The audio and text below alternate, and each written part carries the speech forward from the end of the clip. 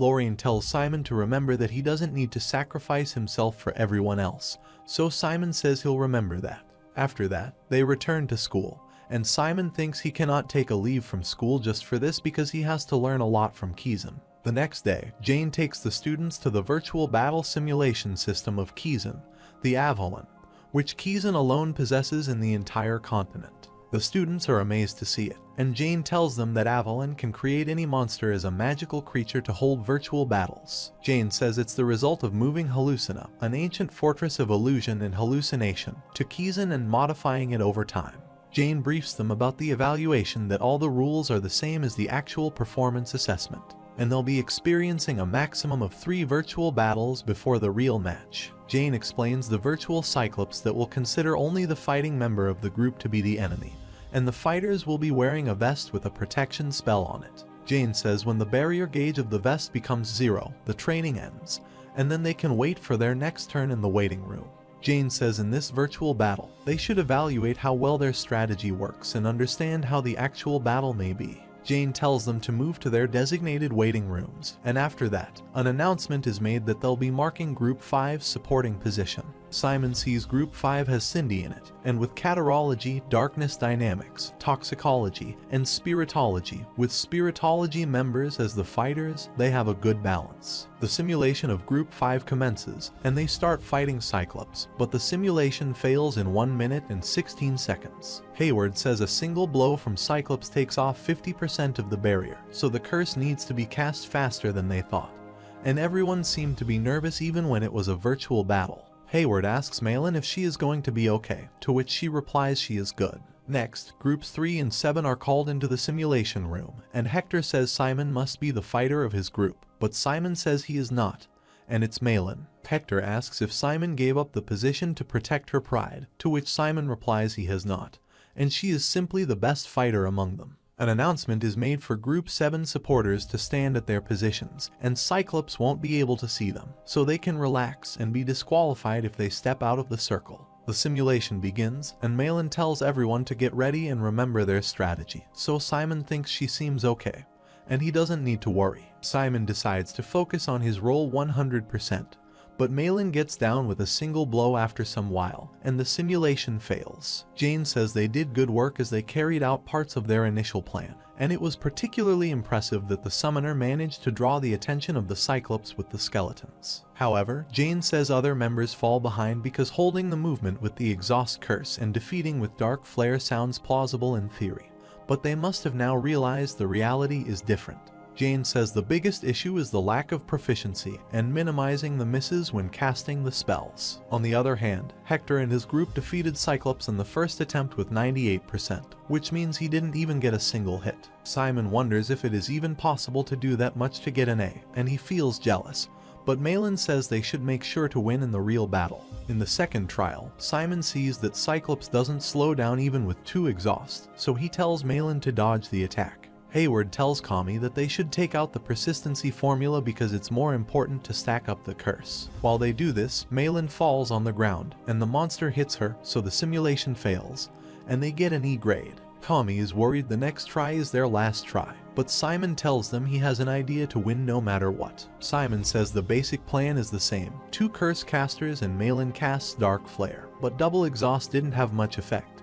So Kami and Hayward will be using 4-layered exhaust with multiple incantations. Hayward and Kami have never done incantation before, and Kami thinks it's not impossible, but she asks if they have time for that, to which Simon replies he'll buy as much time as possible. The simulation begins, so Simon starts distracting the monsters with the skeletons, and Kami and Hayward, finishing their first exhaust, go into the next stage. Meanwhile, Cyclops breaks the skeletons, but Simon continues to send more skeletons to attack the Cyclops, and simultaneously, Malin completes her Dark Flare. Kami and Hayward also complete their exhaust, and they all attack simultaneously, so Simon tells Malin that she should be able to duck the Cyclops attack with 4 layers of exhaust. Malin asks if Simon is telling her to duck on her own, but Simon says he is not and tells her to follow his lead. Simon tells Malin to run ahead, dodging the Cyclops attack, and Kami blocks the Cyclops view with a hematic spell. Meanwhile, Simon's skeleton ties the monster with the chains, and Simon tells Hayward to use enchant so the chains don't break. Simon follows the instructions, and Malin furiously attacks the Cyclops using her dark flare to finish it off. The Cyclops burns in the flare and dies, so they all start celebrating their win when it finally falls. Jane congratulates them on clearing the Cyclops and says it's commendable that they have taken a strategy that was plausible only in theory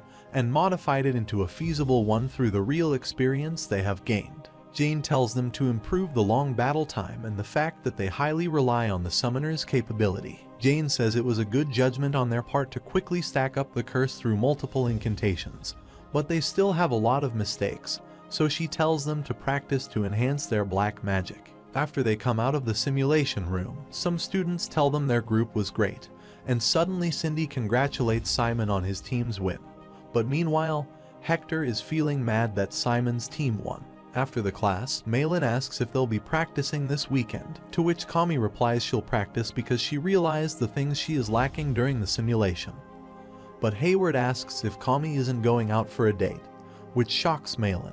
Kami replied she was asked, but she turned it down because she wanted to practice with them. Hayward tells them to cut him out because he has to go to Raucous for a business meeting, so Malin asks Simon. But Simon also says tomorrow it'll be tough for him to join, but he'll join the day after. Malin furiously asks Hayward if he is aiming to become a merchant.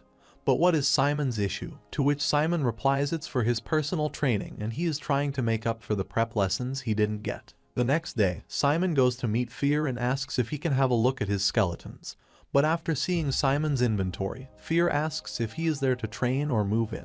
Simon says he has a few skeletons to incorporate into a battalion, and he needs a lot of weapons for distribution. Fear says Simon is true, but what did he do to injure all the skeletons so badly? Simon tells Fear they got broken during the simulation. Fear checks the skeletons and tells Simon they're all good now, and the ones that got patched up need time to recover, so he asks Simon why they don't use a human-type skeleton this time. Fear says it might be hard for a novice like Simon to handle a human-type skeleton, so he tells him to pay close attention. Fear says he'll teach Simon how to control multiple skeletons, and before that, he asks how many skeletons Simon can control at once, to which Simon replies 2 is the most he has been able to control. Simon says if he tries to control more than 3, his thoughts get crumbled, and it's hard to make orders. Fear tells Simon not to worry because how many Simon can control at once is unimportant.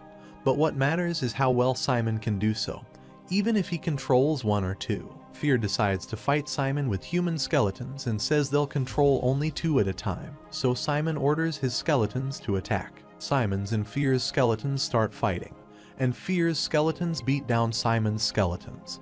But Simon says it's not fair because Fear said they are going to use 2 skeletons at a time. Fear asks what Simon means because he only controlled 2 skeletons at a time, just like Simon. But Simon gets confused because he remembers Fear first moved the skeleton holding the sword and then moved the skeleton with the spear, and then on the sword again and spear next. Fear says Simon must have understood now that it's called cross-operation, that they quickly move the commanding of skeletons around to widen the scope of their limited control. Fear says if Simon cannot control multiple skeletons at once, he moves all of them by operating 2 at a time.